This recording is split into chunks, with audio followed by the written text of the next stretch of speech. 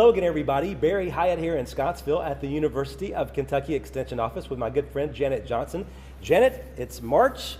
Finally, the cold is leaving, and I think today you tell me we're going back in time. Is that right? We're going back in time. We're going to kick off spring a little bit early, Barry. Good deal. I'm ready for it. Are we not ready for it? Even though it's Yes. March Madness, and you and I both love basketball, and Yes. have been to a lot of high school basketball too, it is time to think about some great spring recipes. And today, what we're doing, we are going back in time. You may remember back to making a lot of fruit salads and frozen fruit salads and molded salads. Those were very in the 70s and the 80s. Well, we're going back in time to resurrect one of those types of preps, and we think people are going to love it. It's called frozen fruit cups, and it's great.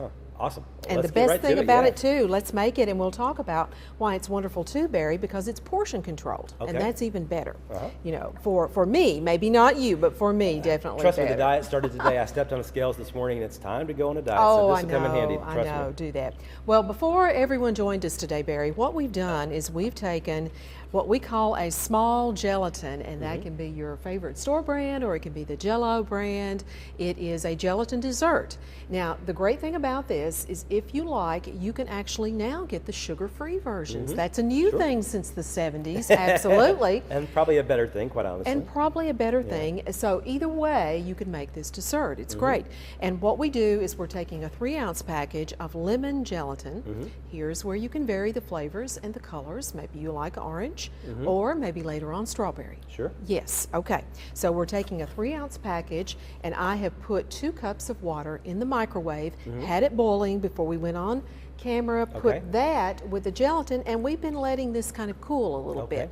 So that's just 3 ounces dissolved in 2 cups of boiling water. Boiling water. Standard gelatin dessert preparation. Okay. Absolutely. Okay. So far, now, I'm good on this, Janet. I think I can handle it at this point. It's pretty easy now. So now we take a 20-ounce can of pineapple tidbits with the juice. Okay. So I'm going to add that to the gelatin and add the fruit to that. Okay, just stir that up. Pretty simple, right? I'm still with you at this point. It's great. And now I'm going to take a can of mandarin oranges, and you say, what size, Janet? What size, Janet? You can get the smaller size or the 15-ounce size. Okay. I like a little more mandarin orange. Okay. And that extends your recipe too, by the way, to make more. So I just get the larger mandarin orange can, and most of the time, Barry, that's competitive in price sometimes with the smaller cans. Now, you Not drained very that much one, more. right? I did drain this one. Good point. Thank you for reminding me to say that. So this one is drained.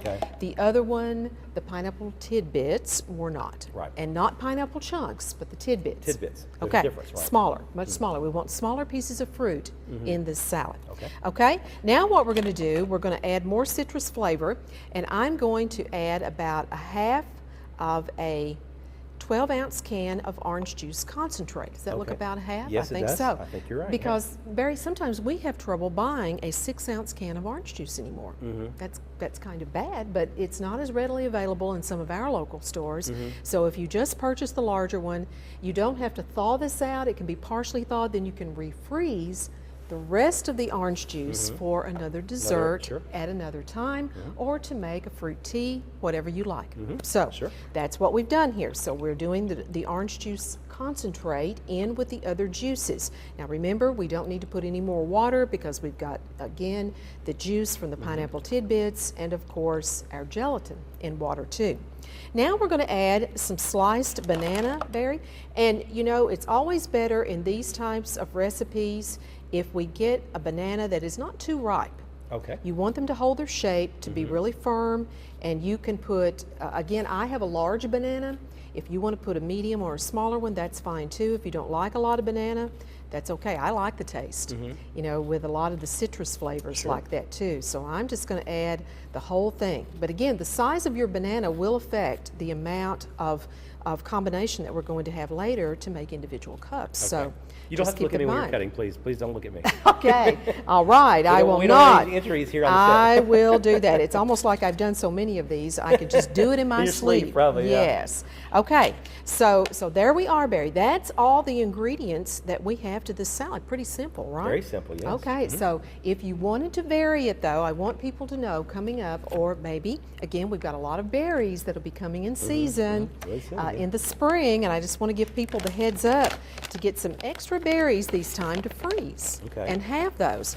Because when you have frozen berries in your freezer, you can take out, again, a berry slice. Of course, this is a purchased one, and this means extra work though, because what I'm going to have to do is I'm going to have to kind of cut this frozen berry into a few little chunks. So if I wanted to add some strawberry to this for color, I could do it. Now, would you and prefer put those the in. frozen strawberries versus just the store-bought strawberries? I do, because of the texture of the canned fruit that we're using. If you want to use fresh berries, you can. You absolutely can. This is something that just allows you to take something off the shelf, take a couple of 2 or 3 frozen sliced berries or something that you have, it goes back in the freezer.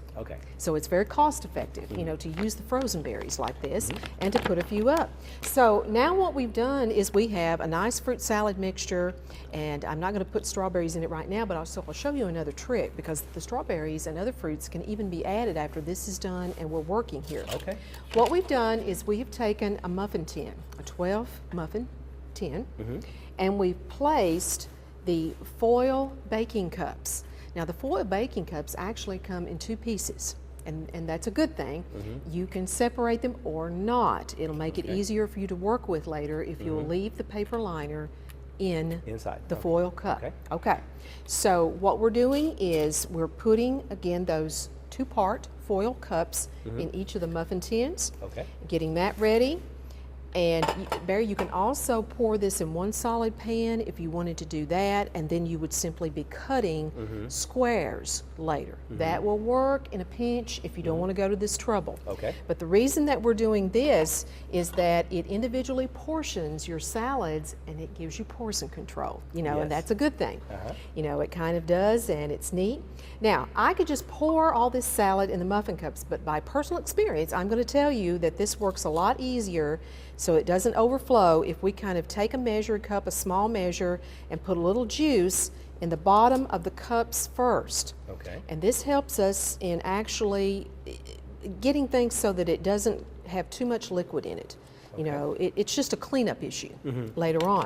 So then what I do, I go in and I'm kind of getting a little fruit, and I kind of drain the juice now. Now I can put the fruit in a little simpler without it splattering and going everywhere. And then I'm just going to keep adding some juice. Until you get to the top of it. Exactly. So this is just a trick I've learned that helps you kind of control your portions, and also to keep things from going kind of haywire with spilling over the edges. A sticky mess, maybe. Oh my gosh, yes, a sticky mess, absolutely. And it also gives you the opportunity, as I said before, if you want to come back and you want to add some frozen fruit, it's easier really to make sure that you're getting some color on each individual salad if you'll add those after you pour them in, the other fruits. So that makes sense, right? It does. Absolutely. So that's what we're doing here, or you can just have your own and mix it. By the magic of TV, we already have some beautiful little individual salads that we bring out frozen. Now, once these are frozen, Barry, I'd like you to kind of show what you need to do. You don't want to leave these in your freezer infinitely, or they'll get freezer burned. Once they've frozen and set, and that's approximately 4 hours that it will take, Then you just repackage them in a freezer weight storage bag, And then you can just pull out an individual little salad and serve that up on a nice little plate, and it's very pretty. Now, being that it's frozen, is it hard to eat? You need to set this out probably at least 30 minutes before your meal. And maybe even 45 minutes, because you want to allow it to have a little bit of thaw time. Now, of course, if we're using this in the summer, which is a wonderful summertime recipe, I bet, and this is a great picnic recipe because you can take it in your cooler.